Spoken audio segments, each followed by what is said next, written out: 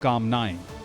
ये गणतंत्र सिर्फ एक व्यवस्था नहीं, ये एक विचार है जहां लोकतंत्र बोलता है, संविधान मार्ग दिखाता है और तिरंगा हमें एक सूत्र में बांधता है। कुछ गीत सुने नहीं जाते, महसूस किए जाते हैं। वंदे मातरम, ये वो आवाज है जो जंजीरों में जकड़े सपनों को हौसला देती थी। जब आजादी एक ख्वाब थी, जब हर सांस में संघर्ष था, तब इस गीत ने मां कहकर पुकारा और करोड़ों भारतीय उठ खड़े हुए। बंकिम चंद्र चटर्जी के शब्द सिर्फ स्याही नहीं थे, वो आस्था थे, वो त्याग थे, वो उस मां के लिए प्रण थे जिसे मुक्त देखना हर दिल की चाह थी। स्वतंत्रता आंदोलन में बनी रक्त रंजित आहुति की पुकार, वंदे मातरम। रोक लगी गाने पे तो बनी स्वाभिमानी हुंकार, वंदे मातरम। किया स्वराज संघर्ष में आशा का संचार, वंदे मातरम। हमेशा रहेगी आजाद भारत की एकता का श्रृंगार, वंदे मातरम। आज ये उद्घोष, ये समर्पण गीत पूरे कर रहा है अपने सृजन के 150 वर्ष। हमारे राष्ट्रगीत वंदे मातरम के 150 साल होने जा रहे हैं। 1905 में जब अंग्रेजों ने बंगाल का विभाजन किया, उसके प्रतिरोध में वंदे मातरम हर देशवासी का स्वर बन गया था। माननीय प्रधानमंत्री श्री नरेंद्र मोदी जी के आह्वान पर पूरा देश इस गीत के अमर योगदान का उत्सव मना रहा है। जब ब्रिटिश सरकार भारतीयों की स्वतंत्र आत्मा पर आघात कर रही थी, तब वंदे मातरम महामंत्र बनकर कोलकाता से काशी और कश्मीर से कन्याकुमारी तक भारतीयों के हृदय में मां भारती के लिए भक्ति और प्रेम जगा रहा था। और हो भी क्यों ना, आखिर इस गीत के सृजन का आधार एक स्वतंत्र चित्त भारतीय के स्वाभिमान पर हुई चोट का उत्तर जो था। सन 1873 बंकिम चंद्र चट्टोपाध्याय एक शाम जब अपने घर लौट रहे थे कि वहां उपस्थित कर्नल डफिन नाम के एक ब्रिटिश ऑफिसर ने उनके साथ हाथापाई की।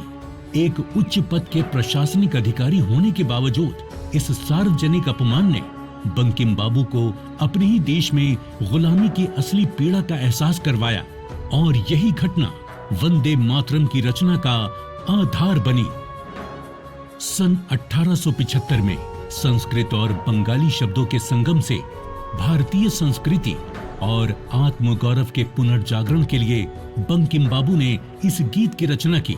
इस गीत में भारत को एक सजीव इकाई, एक माँ के रूप में दर्शाया गया। एक ऐसी माँ जो शस्य से श्यामला, सुजलाम, सुपोषित और पवित्र है। 1882 में बंकिम बाबू द्वारा आनंद मठ उपन्यास में यह गीत पहली बार प्रकाशित हुआ और 1896 में रविंद्रनाथ टैगोर ने इसे कांग्रेस के कलकत्ता अधिवेशन में पहली बार गाया। जब लॉर्ड कर्जन ने फूट डालो और राज करो की नीति के तहत बंगाल का विभाजन किया, तब वंदे मातरम बंगाल के नवजागरण की चेतना बन गया। ब्रिटिश सरकार ने गीत पर तुरंत प्रतिबंध लगा दिया, पर भारत प्रतिबंधों के आगे कब झुका है। क्रांतिकारी मतंगनी हाजरा ने 73 वर्ष की आयु में इस नारे के साथ ही गोली खाई। 1907 में मैडम भीकाजी कामा ने जर्मनी के स्टटगार्ट में भारत का पहला क्रांतिकारी झंडा फहराया, जिसकी पट्टी वंदे मातरम के अलंकार से सजी थी। आंध्र प्रदेश में स्वदेशी क्रांति को वंदे मातरम आंदोलन के नाम से जाना जाने लगा। स्कूल में पढ़ने वाले बच्चों से लेकर देश के बड़े नेताओं तक वंदे मातरम के मंत्र ने सभी प्रकार की आजादी के संघर्ष में क्रांति का काम किया। आजादी की आवाज बन चुके वंदे मातरम को उसके ऐतिहासिक योगदान के लिए 24 जनवरी 1950 को राष्ट्रीय गीत का गौरव प्राप्त हुआ। वंदे मातरम ने अपने जन्म से लेकर आज तक भारत की राजनीति, भक्ति और कला को एक संगठित देशभक्ति की दिशा दी है। ये गीत उस मातृशक्ति का आह्वान है जिनकी वंदना में करोड़ों भारतीयों ने अपना जीवन अर्पित कर दिया।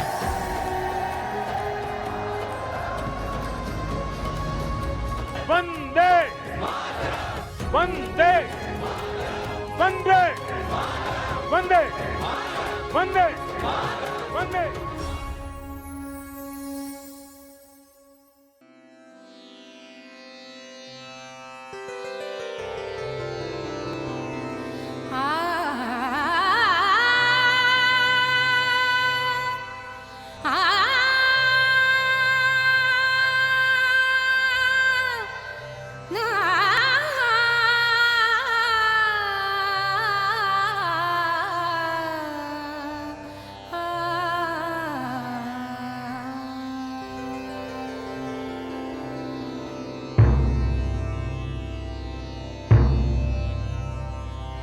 वंदे मातरम वंदे मातरम वंदे मातरम वंदे मातरम। सुजलां सुफलां मलयज शीतलां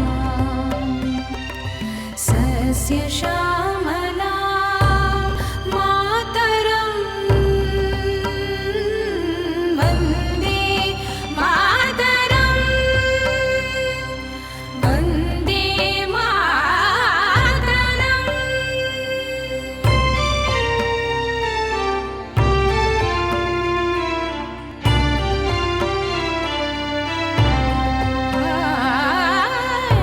शुभ्रज्योत्स्नां पुलकित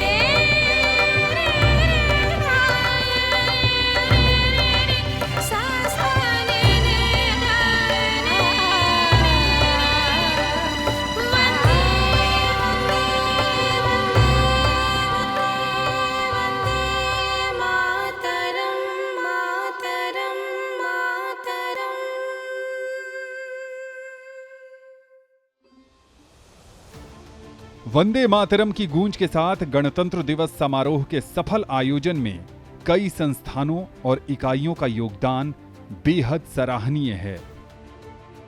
इन्हीं में से एक है 1AHQSR। आप में से बहुत सारे लोग कई बार गणतंत्र दिवस का भव्य समारोह देखने कर्तव्य पथ पर गए होंगे। कर्तव्य पथ पर जो ऑडियो की व्यवस्था की जाती है, उसका प्रबंधन 1AHQSR द्वारा ही किया जाता है। विजय चौक से लेकर राष्ट्रीय समर स्मारक तक लगभग 2 लाख वर्ग मीटर क्षेत्र में संचार और ध्वनि व्यवस्था की जिम्मेदारी 1 army headquarter signal regiment core of signals के कंधों पर होती है। विजय चौक में एक बूथ, प्रेसिडेंट बूथ में एक बूथ, इंडिया गेट बूथ में और एक NWM में। यहाँ पर विजय चौक बूथ में हमारे 5 बंदे, एक JCO साहब और 4 जवान होंगे। यहाँ पे 2 जनरेटर सेट भी होंगे। दास होगा और उसके साथ हमारा फुटबॉलर होगा। NWM में R2 होगा। 15 ऑडियो प्रोसेसिंग रैक्स को तैयार कर चुके हैं। हमारे पास 4 60 kVA UPS, 2 30 kVA UPS और 2 10 kVA UPS होंगे तथा जेनसेट जैसे लिखा गया है उतने होंगे। ये सिस्टम कवरेज हम 1,92,000 स्क्वायर मीटर में देंगे। इसके लिए 117 पोल जो कर्तव्य पथ के नॉर्थ साइड और साउथ साइड में वहाँ पर होगा। 7 स्पीकर NWM में होंगे और 14 स्पीकर प्रेसिडेंट बूथ में होंगे। आधुनिक तकनीक और बेहतरीन साउंड सिस्टम के जरिए इस चुनौतीपूर्ण दायित्व का नेतृत्व कर्नल ज्योति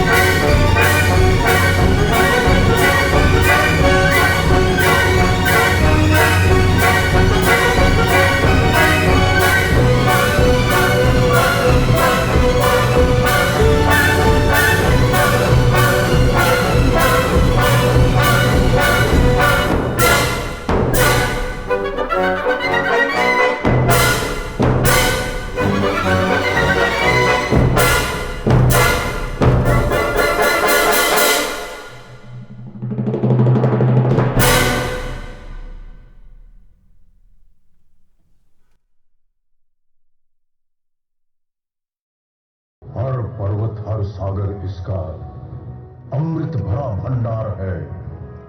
संविधान की शपथ उठाकर न्याय का दीप जलाता है। जनमानस की आशाओं को नभ तक ये पहुंचाता है। भारत है सपना कल का, भारत है श्रद्धा की शान। भारत के राष्ट्रपति हैं सर्वप्रधान। जनगण के अधिकार महान, जनगण के अधिकार महान। जय भारत, जय लोकतंत्र, जय संविधान महान। राष्ट्रपति संघ ऊंचा उठता, भारतवर्ष महान।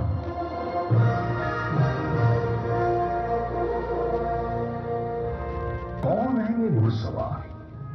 ये किसके कदमों की गूंज है? ये जिन्हें आप प्रत्यक्ष देख पा रहे हैं, ये बहादुर घुड़सवार योद्धा अनुशासन, समर्पण और साहस के प्रतीक, राष्ट्रपति भवन की आन और भारत देश की शान। भवन के हर कोने में, हर गलियारे में अपने घोड़ों पर सवार, राष्ट्र की संपदा और धरोहर की रक्षा में समर्पित, हमेशा सजग और सतर्क। ये है भारत के माननीय राष्ट्रपति के अपने अंगरक्षक। इस नाम के साथ रेजिमेंट ने 75 साल तमाम भारत के राष्ट्रपति की सेवा की है। रेजिमेंट का युद्ध काल में नियुक्त रोल है और शांति काल में सीनियर मोस्ट रेजिमेंट होने के नाते प्रेसिडेंट बॉडीगार्ड को सम्मान दिया गया है सेरेमोनियल बॉडीगार्ड ड्यूटीज़ करने का राष्ट्रपति जी की शान में। इस लिहाज से रेजिमेंट तकरीबन 140 मौक़ों पर राष्ट्रपति भवन में आती है और 70 मौक़ों पर घोड़ों को भी साथ लाया जाता है।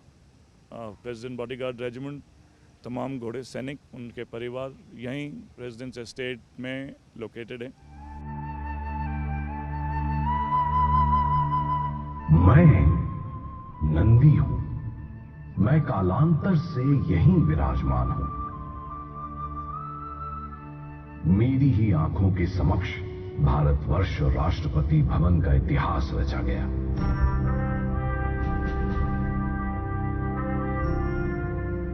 ये वही रिसाला है जिसे आज से ठीक 252 साल पहले बनारस में निर्मल पावन गंगा के किनारे राजा चेत सिंह के 50 घोड़ों और सवारों के साथ सन 1773 में गठित किया गया था।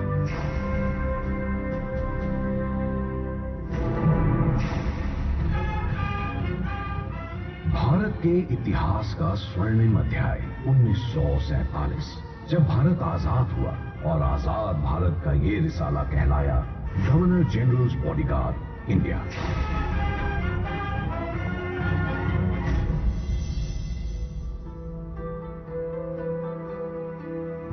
समय के साथ ये रिसाला बन गया भारत के पहले और एकमात्र गवर्नर जनरल श्री चक्रवर्ती राजगोपालाचारी जी का आत्म सैन्य बल, the personal troops of governor general of India. फिर आया सन 1950, भारत में गणराज्य की स्थापना हुई और भारत के पहले माननीय राष्ट्रपति जी का इस राष्ट्रपति भवन में आगमन हुआ, डॉक्टर राजेंद्र प्रसाद। ये वक्त का वो ऐतिहासिक मोड़ था जब रेजिमेंट को एक नई पहचान मिली और अब रेजिमेंट कहलाई राष्ट्रपति के अंग रक्षक, यानी the presidents bodyguard.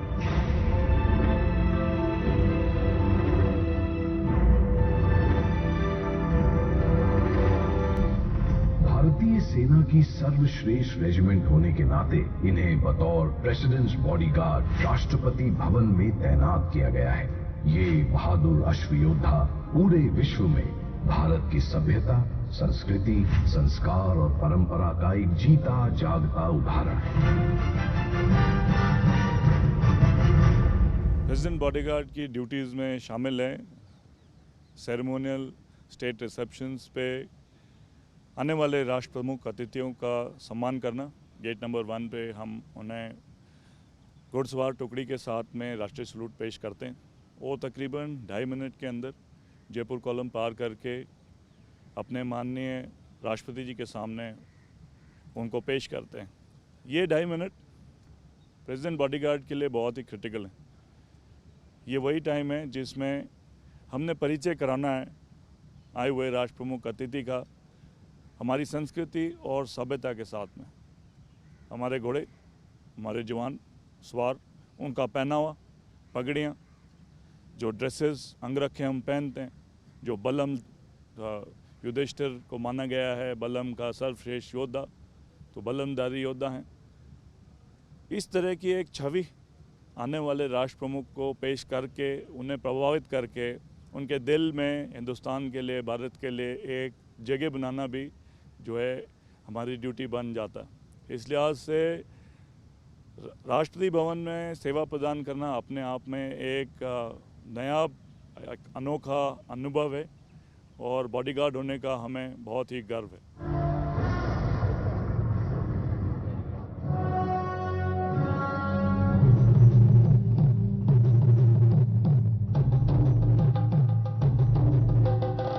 Presidents bodyguard regiment में अश्व यानी घोड़ों का अपना एक विशेष स्थान, अपनी एक खास पहचान है। पुराणों के अनुसार समुद्र मंथन से उत्पन्न 14 रत्नों में से एक रत्न है अश्व।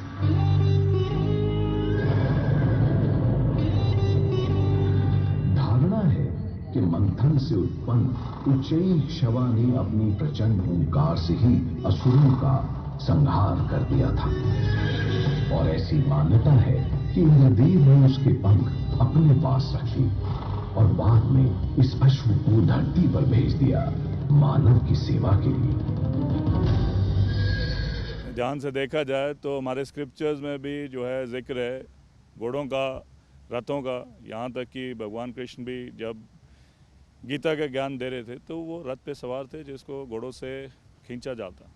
घोड़ा दिव्य जीव है, हमारा मानना है, और हमारी संस्कृति भी इसी तरफ जो है हमारे को मार्गदर्शन कराती है कि घोड़ा जो है मंथन से निकला हुआ जीव है। मंथन में 14 वस्तुएं निकली, जिसमें एक घोड़ा था उच्चैःश्रवास, जिसके 7 सर थे और पंख थे, और नाम से काम जाहिर है। उस घोड़े की आवाज़ इतनी ऊंची मानी जाती है कि उन्होंने आवाज़ से ही तमाम असुर शक्तियों का नाश किया।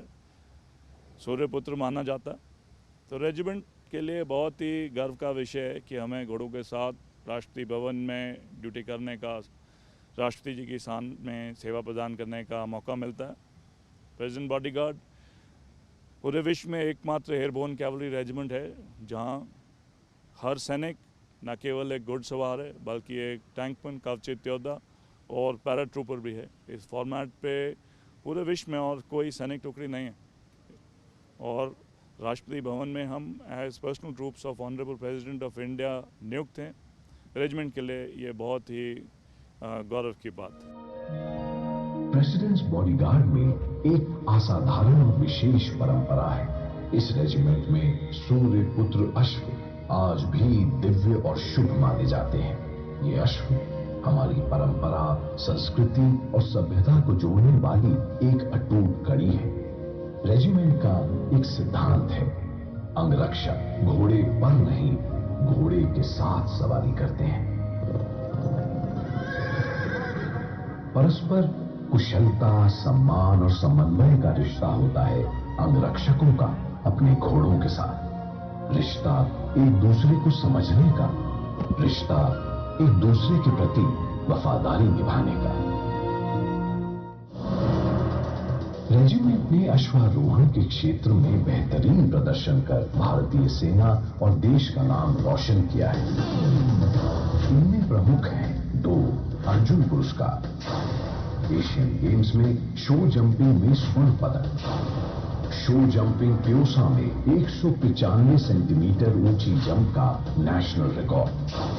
हाल ही में आर्मी इक्वेस्ट्रियन चैंपियनशिप 2024 में राष्ट्रपति के अंगरक्षक रेजिमेंट 42 पदक जीतकर बेस्ट कमांड टीम और आर्मी चैंपियन बने। वर्तमान राष्ट्रपति जी के कार्यकाल में रेजिमेंट ने इक्वेस्ट्रियन चैंपियनशिप्स में 170 पदक जीतकर अपना परचम लहराया है, जिसमें 54 स्वर्ण, 62 रजत और 54 कांस्य पदक शामिल हैं। रेजिमेंट ने पोलो की बढ़ोतरी में भी अपना विशेष योगदान दिया है। इस सीज़न में रिपब्लिक डे परेड की प्रैक्टिस हमारे लिए एक सालाना रूटीन है। तकरीबन 40-45 दिन लगातार बॉडीगार्ड दिसंबर और जनवरी के महीने में पूरी शिद्दत के साथ मेहनत करते हैं ताकि 26 जनवरी को वर्ल्ड्स बेस्ट सेरेमोनियल डिस्प्ले जो है कर्तव्य पथ पर देखने को मिले। इसमें देखने वाली बात है कि कर्तव्य पथ पर बहुत ज़्यादा एक्टिविटी होती है।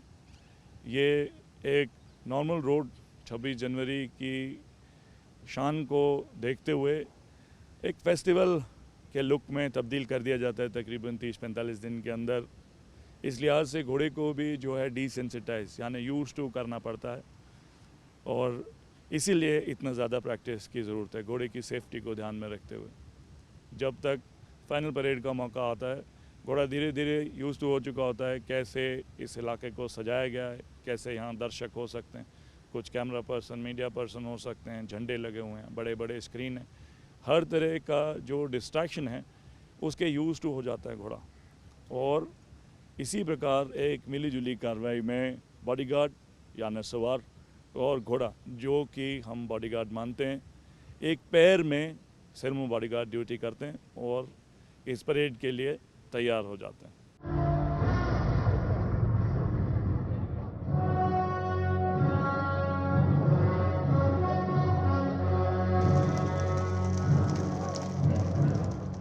रिश्ते नाम और शब्दों से परे होते हैं। एक ऐसा ही अनूठा वफादारी का रिश्ता है अंगरक्षकों का भारत के माननीय राष्ट्रपति जी के साथ। ये एयरबोर्न कैवलरी रेजिमेंट युद्ध में बतौर पैराट्रूपर्स और साथ ही आर्मर्ड वॉरियर्स एवं शांति काल में प्रेसिडेंट्स बॉडीगार्ड राष्ट्रपति भवन में राष्ट्रपति जी की सेवा में सेरेमोनियल ड्यूटीज के लिए प्रतिबद्ध है।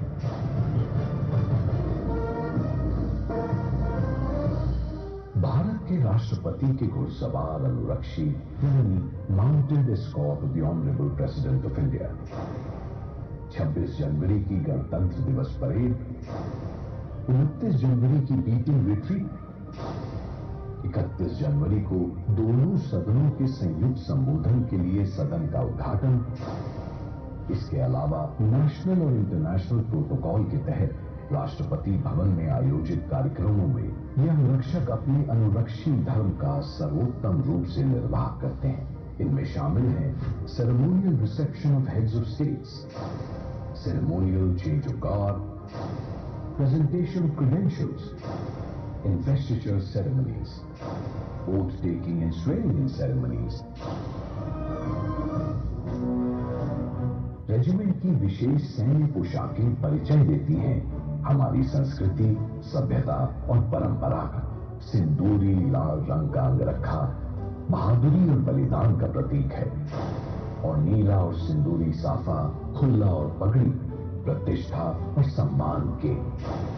इनके गलों और कलाइयों पर सजे सुनहरे कमल के फूल हमारे राष्ट्रीय पुष्प और छाती पर पांच बेल्ट पर बनी सुनहरी लता जीवन और सुरक्षा के प्रतीक।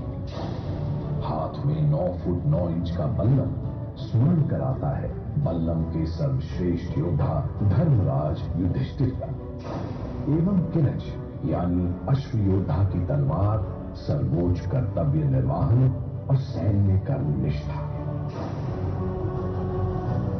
बल्लम पर सजी सुर्ख लाल और सफेद पताकाएं जिसके मायने हैं अपमान से पहले बलिदान, मान या मृत्यु यानी ब्लड ओवर सरेंडर। कंधों पर अष्टमुखी सितारा जिसके बीच अशोक चिन्ह और लिखावट भारत माता की जय दर्शाता है। अष्ट दिशाओं में भारत की सर्वदा सर्वोच्च विजय। युद्ध हो या शांति काल, रेजिमेंट ने हमेशा अपने दायित्वों का बखूबी निर्वाह किया है। फिर चाहे वो सन 1947 के बंटवारे का समय हो या सन 1962 के भारत चीन युद्ध में चुशूल में 14,000 फुट पर तैनाती, या सन 1965 के भारत पाकिस्तान युद्ध के दौरान रेगिस्तान में गदरा रोड का अभियान, या सन 1987 में श्रीलंका में ऑपरेशन पवन, या सन 1993 से वर्तमान तक लगातार 32 वर्षों से ऑपरेशन मेघदूत के तहत दुनिया के सबसे ऊंचे युद्ध के मैदान सियाचिन पर रेजिमेंट का एक दस्ता हमेशा दुश्मन को ललकारता रहा है। रेजिमेंट के बहादुर घोड़े भी प्रतिभा, कुशलता और कर्तव्य निष्ठा का सर्वोत्तम परिचय देते हैं। अंगरक्षक वो जांबाज अश्वयोद्धा है जो रखते हैं आसमान पे कदम और जमीन पर हवा से बातें करते हैं। कुछ इस तरह से बनते हैं और कुछ ऐसे होते हैं राष्ट्रपति के अंगरक्षक।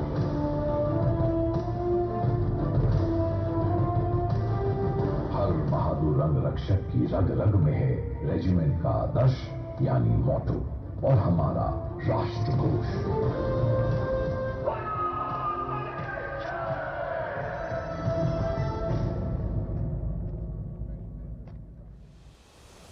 गणतंत्र दिवस समारोह में हर वर्ष ऐतिहासिक अवसर पर भारत विश्व को आमंत्रित करता है।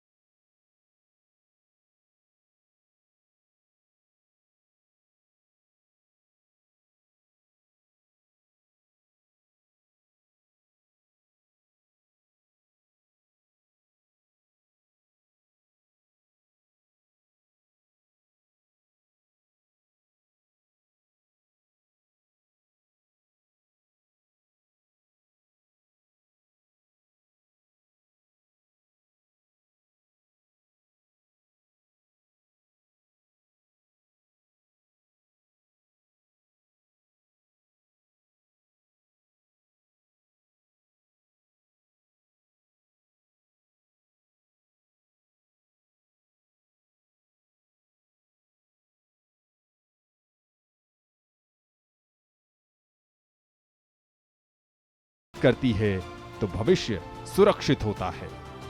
जब गणतंत्र दिवस की सुबह ठंडी हवा में तिरंगा लहराता है, तब अचानक तोपों की गर्जना पूरे वातावरण को देशभक्ति से भर देती है। ये तोपों की सलामी सिर्फ आवाज नहीं, बल्कि इतिहास की गूंज है।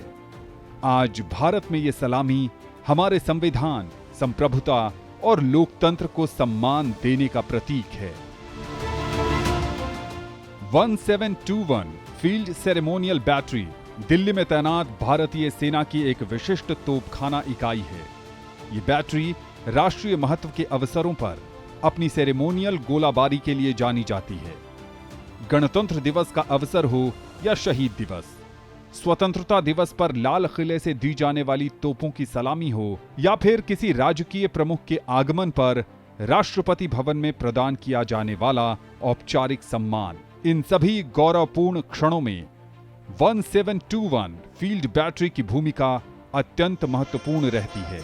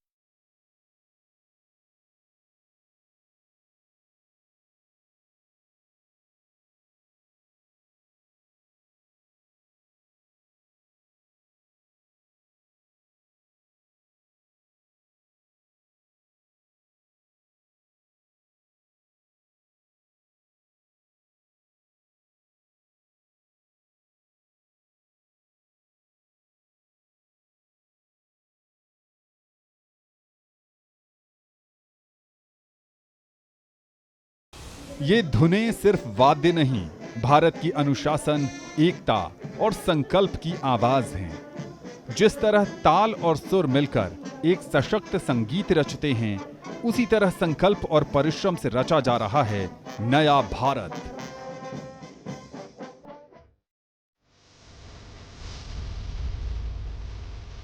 विजयी विश्व नए भारत की इस अविस्मरणीय यात्रा के पीछे है एक गौरवमयी विजय गाथा, जिसमें बलिदान, तप है, त्याग है, इस धरा के कई वीर सपूतों और वीरांगनाओं का।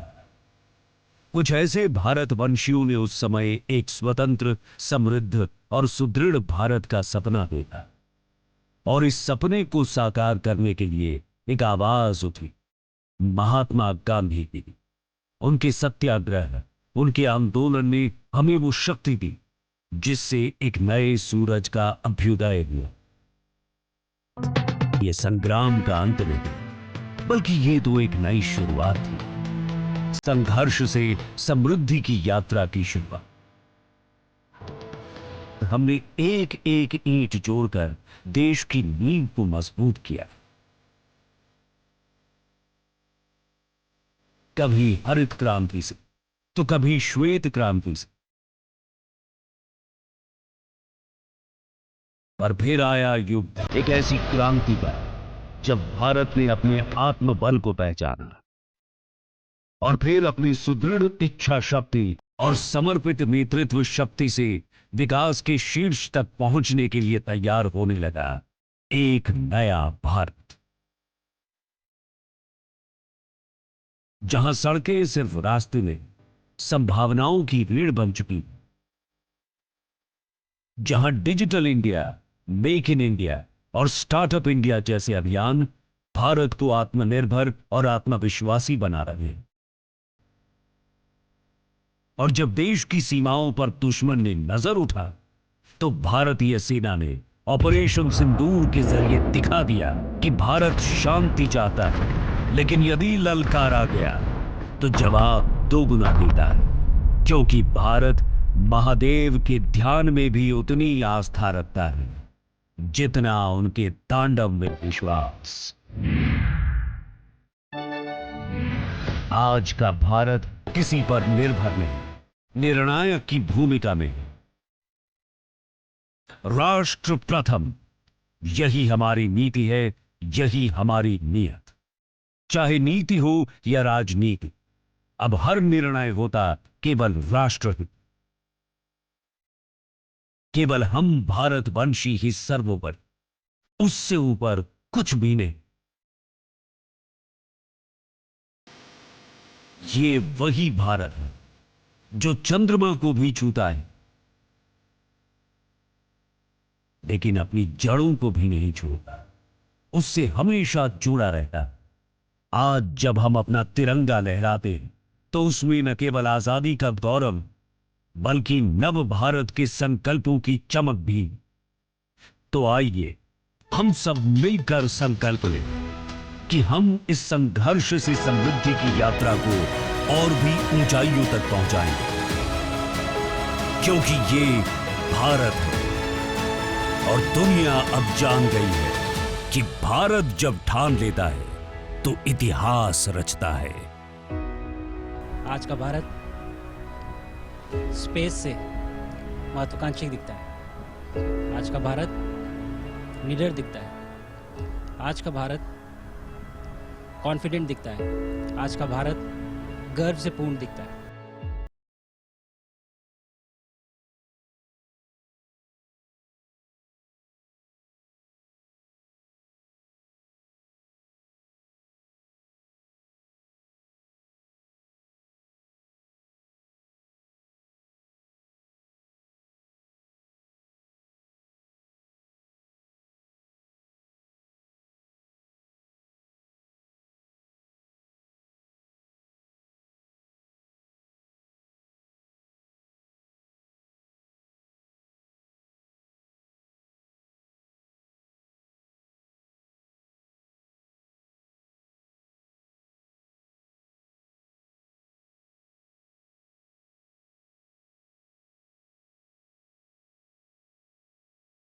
वहीं देश की बहुरंगी संस्कृति का अनुपम प्रदर्शन देखने को मिलेगा वंदे मातरम पर 2500 से अधिक कलाकारों की ग्रैंड प्रस्तुति में। इसमें म्यूजिक दिया है MM किरवानी ने।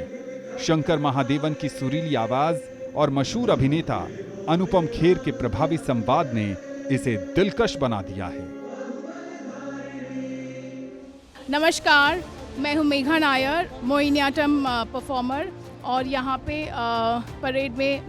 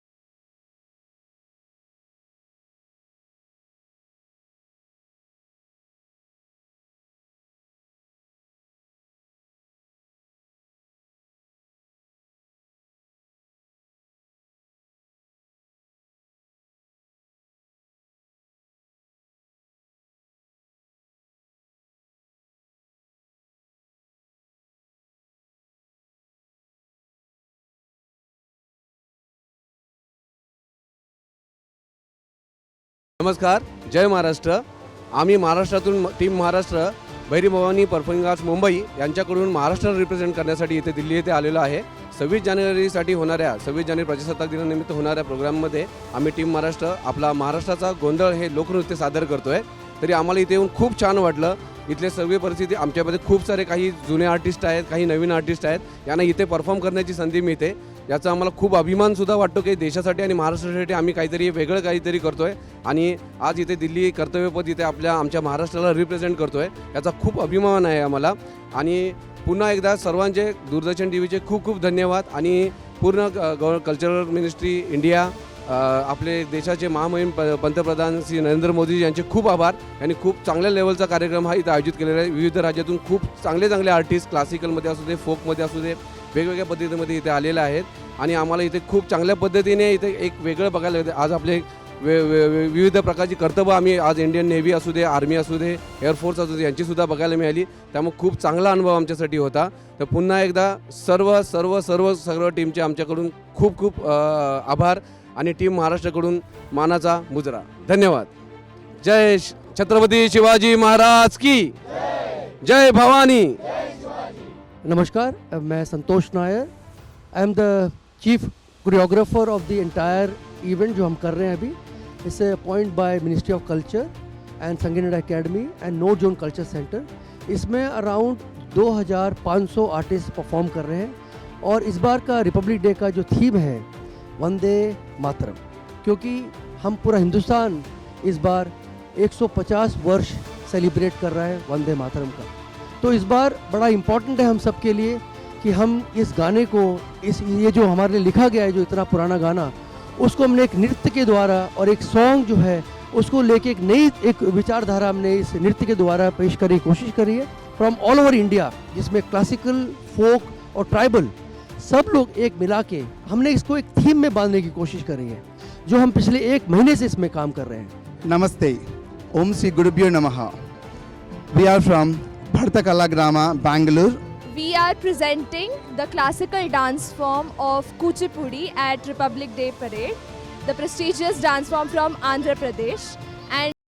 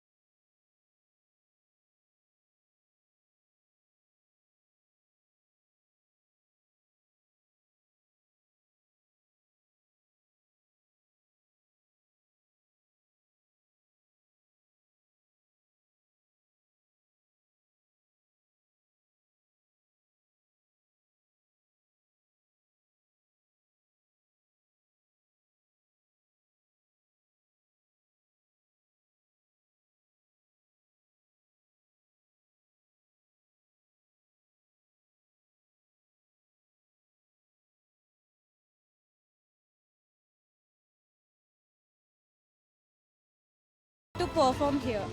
This is our first time having a performance here and we are so proud to be here and a part of it. जब सोच मजबूत होती है तो भविष्य खुद आकार लेने लगता है. आज का भारत आत्मनिर्भर ही नहीं, आत्मविश्वास से भरा हुआ भारत है. इसी भावना, इसी संकल्प और इसी राष्ट्र निर्माण की चेतना को शब्दों में पिरोती है ये कविता. कुछ